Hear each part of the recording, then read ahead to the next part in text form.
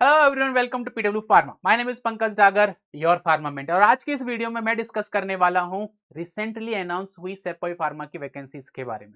इन vacancies को लेकर बहुत सारे कंफ्यूजन है बच्चों के मन में, तो उन कंफ्यूजन को दूर करूंगा। साथ ही साथ आपको मैं अपडेट करूंगा अबाउट सिलेबस, एग्जाम पैटर्न और क्या क्या तरीके से इस एग्जाम को कंडक्ट किया जाएगा। क्योंकि यह एग्जाम दो फेज में कंडक्ट होता है। फेज 1 में जिसमें आपका ऑनलाइन कॉमन एंट्रेंस एग्जाम होता है, और फेज 2 के अंदर आपकी फिजिकल स्ट्रेंथ चेक होती है।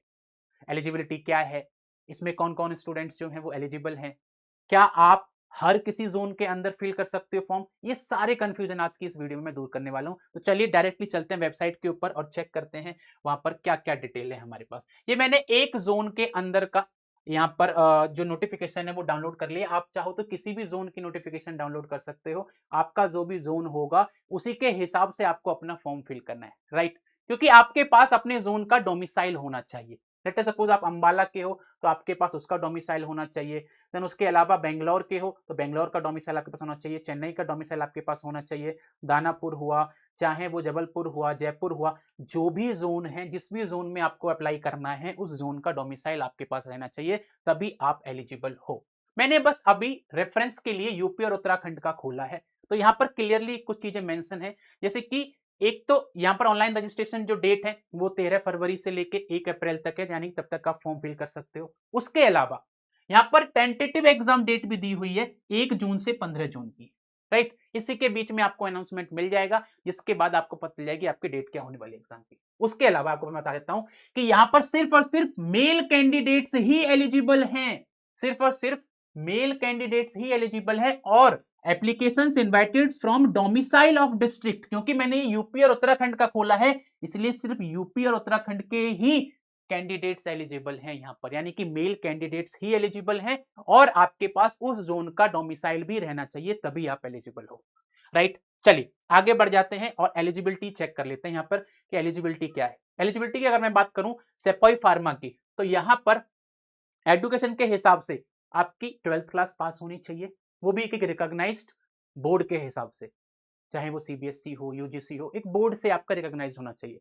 देन अगर मैं बात करूं, आपके पास डी फार्म हो सकती है, डिप्लोमा हो सकता है, या फिर आपके पास बी फार्म डिग्री हो सकती है। अगर आपके पास डिप्लोमा है तो आपके कम से कम 55% मार्क्स होने चाहिए। अगर आपके पास बी फार्म है तो आपका 50% मार्क्स से काम चल जाएगा। और you should be a registered pharmacist from your state pharmacy council, right. आपकी एज जो है वो 19 से 25 के बीच में चल जाएगी।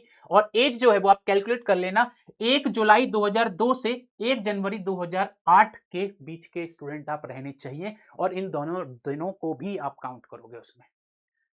देन अगर मैं बात करूं आपसे आगे की, यहां पर लाइक अगर मैं आपसे बात करूं यहाँ पे एग्जामिनेशन फीस की, या फिर आपसे बात करूं मैं यहाँ पे एग्जामिनेशन पैटर्न की। एग्जामिनेशन फीस जो है वो यहाँ पर 250 रुपए इन्होंने बोली है, 250 रुपए की एग्जामिनेशन फीस आपको देनी है। देन उसके अलावा अगर मैं बात करूं फेजेस की, दो फेजेस के अंदर ये एग्जाम होगा। फेज 1 जिसका एडमिट कार्ड आपको अलग से मिलेगा, फेज 2 इसका एडमिट कार्ड आपको अलग से मिलेगा। फेज 1 के अंदर आपका ऑनलाइन कॉमन एंट्रेंस एग्जाम होगा। ये कैटेगरी के हिसाब से दो एग्जाम है, एक 50 मार्क्स वाला और एक 100 मार्क्स वाला। मतलब कि एक में आपको 50 क्वेश्चंस करने हैं 1 घंटे के अंदर, एक में आपको 100 क्वेश्चंस करने हैं। हम जो है हम उस क्राइटेरिया में फॉलो हो रहे हैं, इसमें हमको 100 क्वेश्चंस करने होंगे 2 घंटे के अंदर, राइट। चलिए उसके बाद जो फेज 2 होगा, फेज 2 में क्या होने वाला है, फेज 2 की अगर मैं बात करूं, फेज 2 का एडमिट कार्ड आपको अलग से मिलेगा।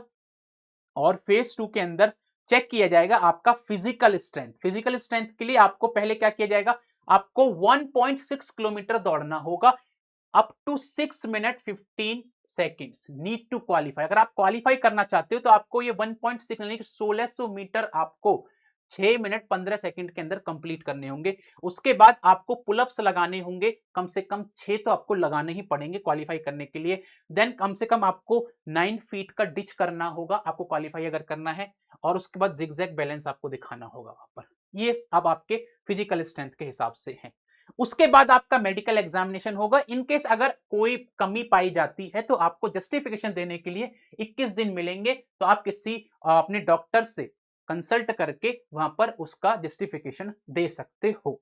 अब बात कर लेते हैं मेन जो कि है सिलेबस। सिलेबस की अगर आप बात करोगे तो सेपॉय फार्मा का ये सिलेबस है। यहां पर आपके पास दो पार्ट में पेपर आता है। पार्ट 1 नॉन फार्मा, जिसके अंदर आपसे जनरल नॉलेज और इंग्लिश के 50 क्वेश्चंस पूछे जाते हैं, जिसमें जनरल नॉलेज के 25 क्वेश्चंस, इंग्लिश के 25 क्वेश्चंस, और उसके बाद पार्ट 2 के अंदर फार्मेसी 1 एंड फार्मेसी 2 के 30 और 20 क्वेश्चंस।